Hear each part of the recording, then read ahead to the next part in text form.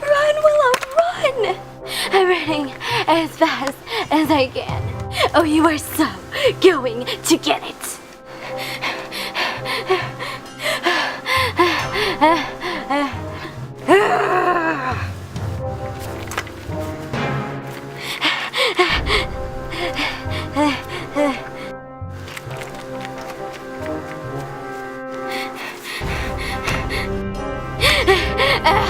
Ow! Willa? No, go on without me. All right, Willa, stay strong. Ha! There you are. You're toast. Uh-oh. Have fun while it lasts. Whoa, whoa, what's in the... Oh!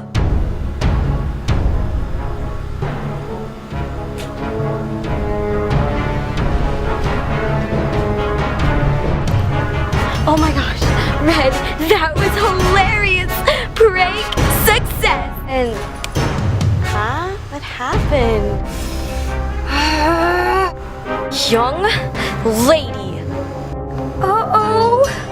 Did you just say this was a prank? Willa! Oops.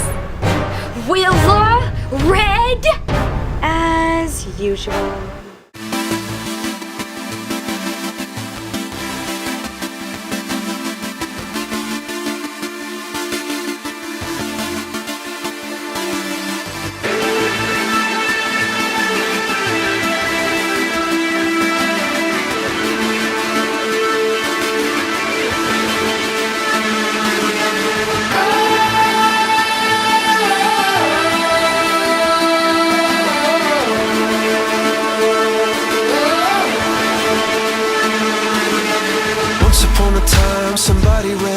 Somebody ran away saying fast as I can. I got to go, I got to go. Once upon a time we fell apart. You're holding in your hands the two halves of my heart.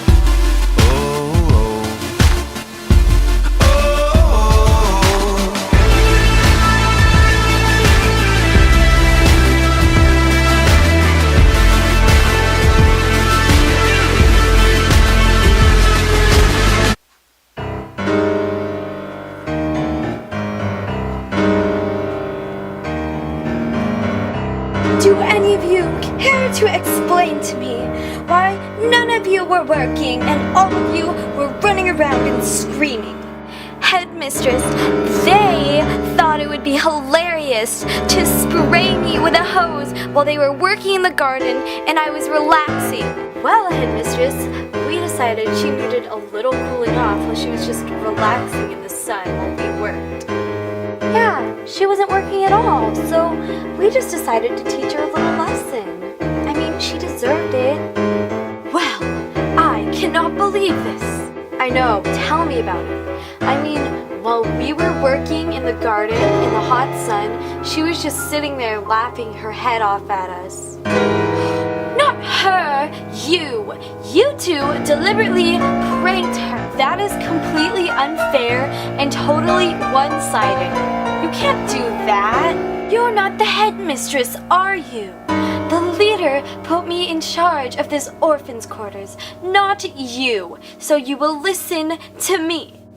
Now, Tiana, you may go back to your living quarters and get yourself freshened up if you'd like. Thanks, headmistress. While you two spend the night outdoors again for the 5th time this week. Well, I'd just like to inform you, Headmistress, that we're outdoors more than we are indoors, you know? And we'd appreciate getting to sleep somewhere where there's not flies and mosquitoes and it's not hot and we actually have beds. That is enough. I do not need any more of your attitude, Red. So tonight, I'm allowing you to sleep indoors. What? A relief. Oh, but you didn't let me finish my sentence yet. Tonight, I'm allowing you to sleep indoors because tomorrow you're sleeping in prison. But headmistress, you can't do that, can you? I can, and I will. Now then, you may leave my office and return to your living quarters. Yes, headmistress. And Red, I hope you enjoy your night indoors.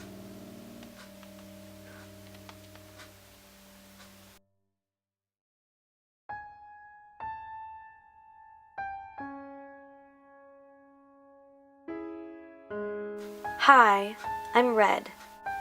Red Rebel, actually, but I like Red better. It's not my real name, but since I have fiery red hair and a fiery red attitude to go along with it, the name just stuck. Though the rest of the country prefers Red Rebel. Yep. 13 years old, and I'm one of the most well-known people in my country. My country is named Society. Now, Society isn't very big. You could walk across the whole country in about a day and a half if you really tried. But the ruler of our country, who we call the leader, is very powerful. She and a group of her advisors, who we call the Capital Committee, make strict rules in order to maintain perfection here in society. It's awful, but nobody goes against them. Why? The answer is simple. They'd be executed. And worse, they broadcast the execution live to all of the citizens of society, and everybody would be forced to watch. So far, in the history of society, there's only been 2 executions. My parents. They ranked high up in the Capital Committee, but they committed an act of treason against society, resulting in their execution. Nobody really knows why, though. The Capital Committee has kept it a secret. I don't really remember much. I was about 4 when it all happened. And since I was a minor, and I had no one to look after me anymore, I was taken into custody by this horrible place that I'm sitting in right now. We call it the orphans' quarters. It's like an orphanage, but uncaring. They just keep you there, 3 meals a day, 9 hours of sleep, and work from 7 a.m. to 7 p.m.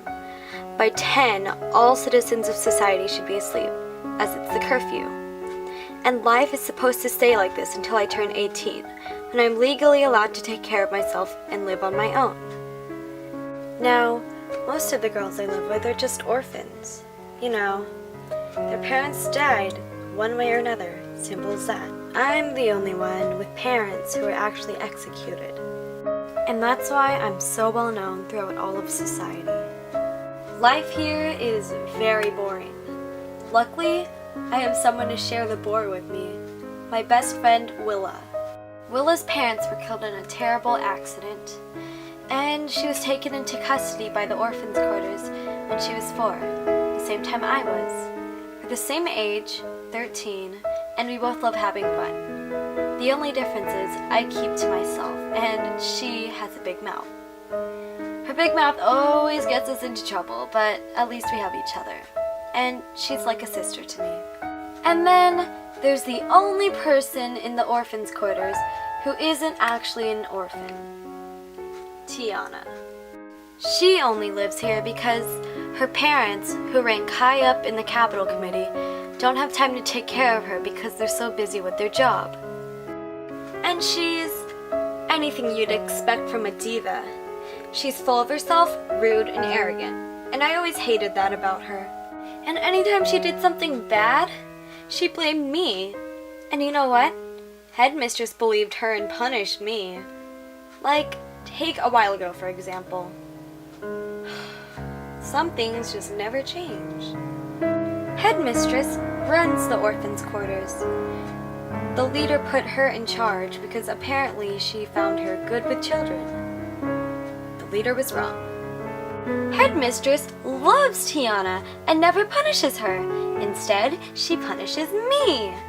I'm sure Tiana's parents paid her or something. I don't know.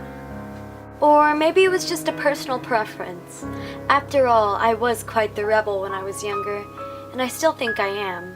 I mean, I was always so stubborn, I talked back, I never listened. I didn't even want to wear the uniform.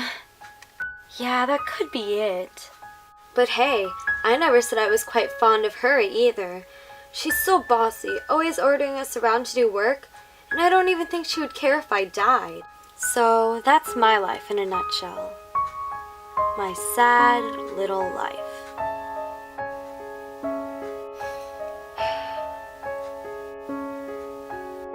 Red, are you up? Yeah, I'm up. Hi. Hey, Willa. Look, I'm really sorry. Why?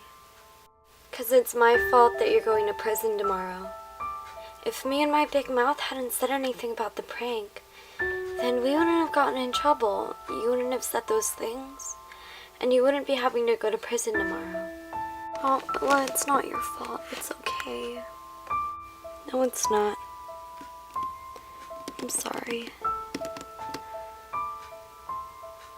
Don't be. I'm not spending a day in that prison. What? Willa. I'm gonna run. What? Are you crazy, Red?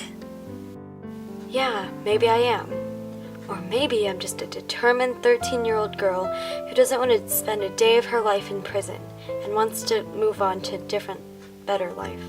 Red, I know we've done a bunch of crazy, wild, adventurous things together, but this? No. You wouldn't make it. So you don't believe in me? You don't think that maybe I have a chance? You think I should just give up? Red, I just really don't want to see you get hurt. What if you're caught and then you're put into prison anyways? Then it would just be wasted. Or what if they execute you? Then you've only gotten to live 13 years of your life. There's all these what ifs. And I can't stand seeing that happen to my best friend, my only friend, my sister. No, Willa. What? Don't say those things if you don't mean them. But I do mean them. You're like my sister. No. Because if you were really like my sister, you wouldn't have opened up your big fat mouth and gotten us in trouble again. That's all you do. Talk and talk and talk, not caring who it affects. And now thanks to you, I'm supposed to spend the rest of my life in prison. And when I want to make plans to run away from that, you won't support me because you're afraid I'll get hurt. Well, look, Red, save it.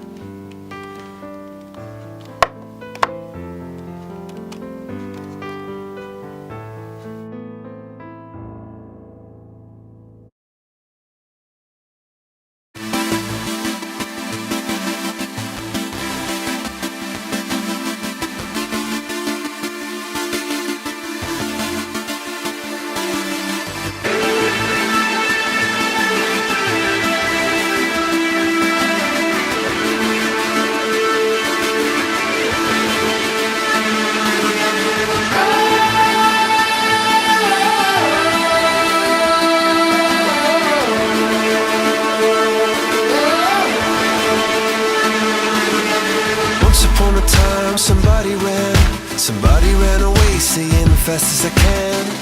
I got to go, I got to go. Once upon a time we fell apart. You're holding in your hands the two halves of my heart.